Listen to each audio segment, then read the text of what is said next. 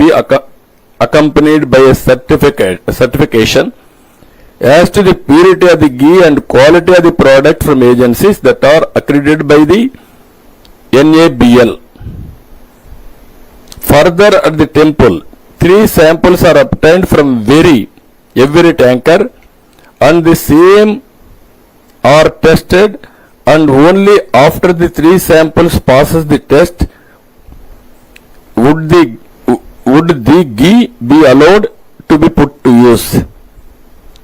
అంటే అతను ఏం జస్టిఫికేషన్ చేస్తున్నా అంటే మొత్తం టెస్ట్లన్నీ అయిపోయినాయని. అక్కడ అడల్ట్రేషన్ టెస్ట్ వేయలేదు. అడల్ట్రేషన్ టెస్ట్ లేకుండా అడల్ట్రేషన్ టెస్ట్ ఎట్లా చేస్తారండి మీరు? అందులో మీరు చూస్తే అక్కడ చేసేది ట్యాంకర్ ద్వారా వచ్చినప్పుడు ఆవు నెయ్యితో పాటు తేమ, బీట్రో రిఫ్రాక్టోమీటర్ రీడింగ్, కొవ్వు ఆమ్లం, ఆర్ఎం విలువ, బౌడైన్ పరీక్ష, మినరల్ ఆయిల్ కోసం పరీక్ష, అదనపు రంగు కలిపారా, melting point, rancidity, milk fat, Polenske వంటి ప్రాథమిక అంశాలు మాత్రం చేస్తారు. అడల్ట్రేషన్ చేయాలంటే NABL అక్రిడిషనే ఉండాలి. ఆ ల్యాబ్కి వెళ్ళాలి. ఆ టెస్ట్ లేదు. అలాంటి టెస్ట్ జరిగిన దాఖలాలే లేవు. వీళ్ళు సింపుల్ టెస్టులు చేసి ఆ సింపుల్ టెస్టుల ప్రకారం 18 ట్యాంకర్లు రిజెక్ట్ చేశామని పెట్టే పరిస్థితికి వచ్చారు. టెండర్ కండిషన్ ప్రకారం NABL అక్రిడిషన్ ల్యాబ్ కల్తీ ఉందా లేదా అనేది టెస్ట్ చేయాలి. ఎప్పుడూ చేయాల. దీనికి ఖర్చు కూడా 75 లక్షలే అవుతుంది. కనీసం ఆ 75 లక్షల రూపాయలు కూడా ఖర్చు పెట్టలేకపోయారు. అది వేరే విషయం. ఒకప్పుడు నమ్మకం ఏం జరిగింది, ఇప్పుడు నమ్మకం కూడా లేకుండా ఇవన్నీ జరిగే పరిస్థితికి వచ్చాయి. ఇంగిత జ్ఞానం ఉండే ఎవడైనా సరే ఈఓగా వేసిన వ్యక్తి కానీ, మేనేజ్మెంట్ కానీ, ముఖ్యమంత్రికి కానీ 319 రూపాయలకు నెయ్యి వస్తుందండి. రివర్స్ టెండరింగ్ పెడతారా అండి? మీకు ఉండే కండిషన్ తీసేస్తారండి మీరు? అసలు పాలే అవసరం లేదు. 4 లక్షల లీటర్లు మిల్క్ మినిమం ఆపరేట్ చేయాలి. ఆపరేట్ చేస్తే అందులో వచ్చే గీ కానీ బయట చేసింది కానీ మొత్తమైనా కొంతవరకు ఉపయోగపడుతుందని పెడితే 4 లక్షల లీటర్లు అవసరం లేని పెడతారండి మీరు? 250 కోట్ల రూపాయలు టర్న్ ఓవర్ అవసరం లేని పెడతారండి మీరు?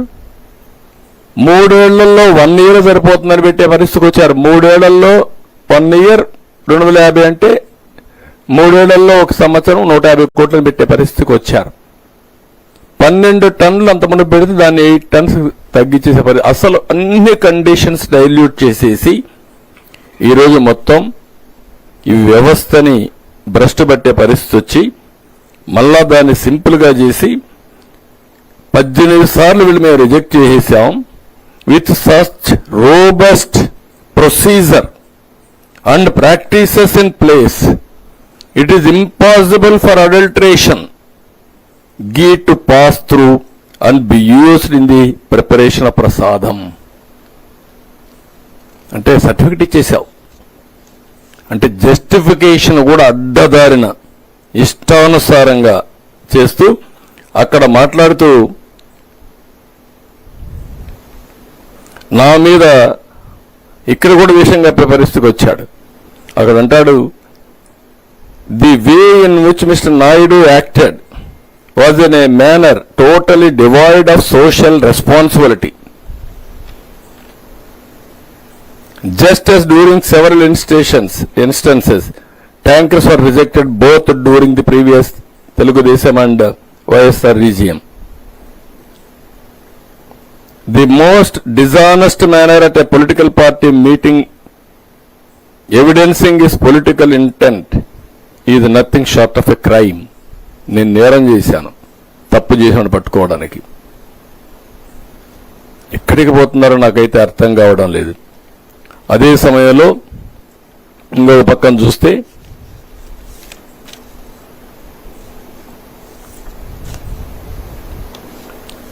ఇక్కడ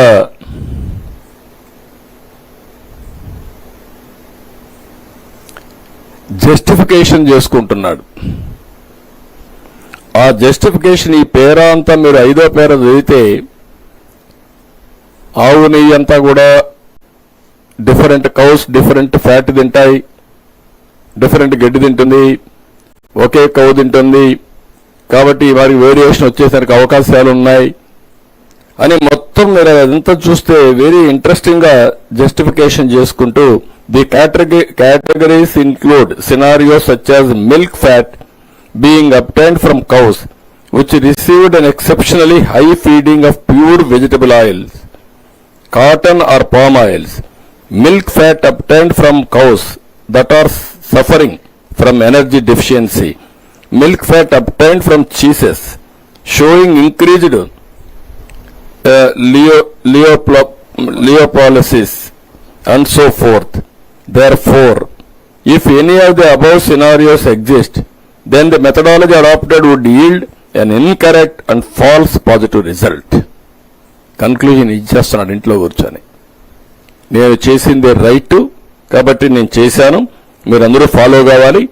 ఎవడు ఏ సైంటిస్ట్ ఇచ్చినా ఏ ల్యాబొరేటరీ ఇచ్చినా దే ఆర్ ఆల్ ఫాల్స్ అని ఇంట్లో కూర్చొని సర్టిఫికెట్ ఇస్తున్నాడు ఆయన. దానిపైన